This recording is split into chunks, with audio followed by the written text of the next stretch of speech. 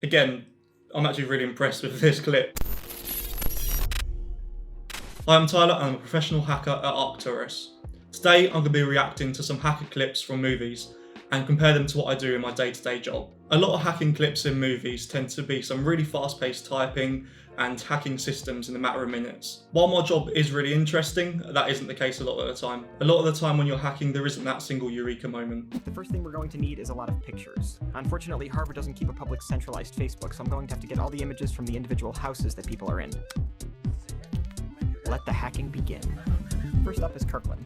They keep everything open and allow indexes in their Apache configuration, so a little wget magic is all that's necessary to download the entire Kirkland Facebook.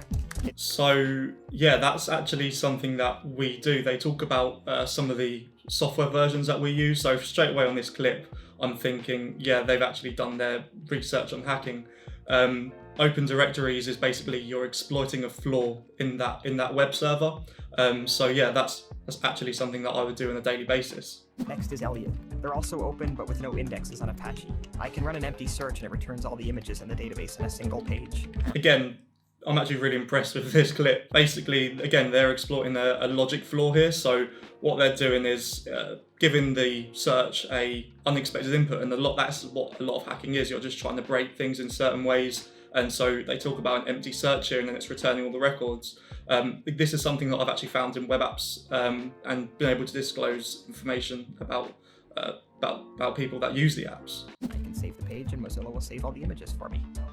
Excellent. Moving right along. Lowell has some security. They require a username password combo, and I'm going to go ahead and say they don't have access to the main FAS user database, so they have no way of detecting an intrusion. In that clip there, it kind of looks like he's just been trying to brute force some credentials to get in. That is again something, if the credentials are weak on the website, that's something that we can do. You can pretty much set up an automated script to do it. I think in that clip he just tried some usernames and passwords, but again, yeah, he's saying there's a little bit more security there.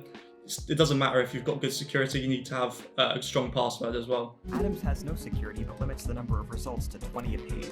All I need to do is break out the same script I used on Lowell and we're set. I think pretty much everything in this clip so far has been really good. So he's talking about scripts, and scripts are something that we use regularly. Not particularly these ones, they're a little bit outdated now, or about 20 years old. Yeah, using scripts and automating the process is a massive part of hacking. So he's using a script basically just to run through and download all the images on these websites, and that's pretty much essentially what a lot of my work is. Quincy has no online Facebook. What a sham. Nothing I can do about that. Dunster is intense. Not only is there no public directory, but there's no directory at all. You have to do searches, and if your search returns more than 20 matches, nothing gets returned. And once you do get results, they don't link directly to the images, they link to a PHP that redirects or something. Weird. This may be difficult, I'll come back later. Yeah, I think that bit was kind of just throwing like a few buzzwords around. Basically, I think that'd be something you could get around, but I'm still impressed that they're using a lot of terminology. So they talk about PHP, which is still quite a common language that web servers use and web applications use.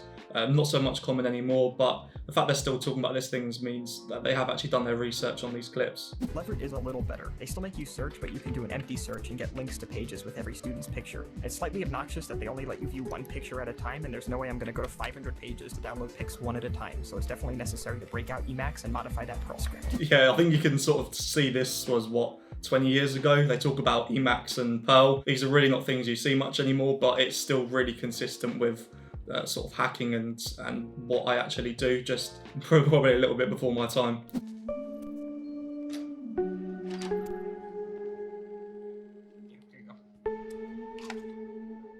So overall, I think that clip does follow a lot of the same things that I do on a daily basis. They talk about sort of misconfigurations in web servers, exploiting logic flaws. I think in one bit, basically what he was doing was writing the scripts to sort of iterate through numbers. So that's a technique that we have in our methodology and something that we actually find on quite a regular basis. So I'm really impressed with that clip. The people that have created that scene have actually done their research. If you enjoyed this video, please leave a like, and if you have any questions or comments, leave them down below.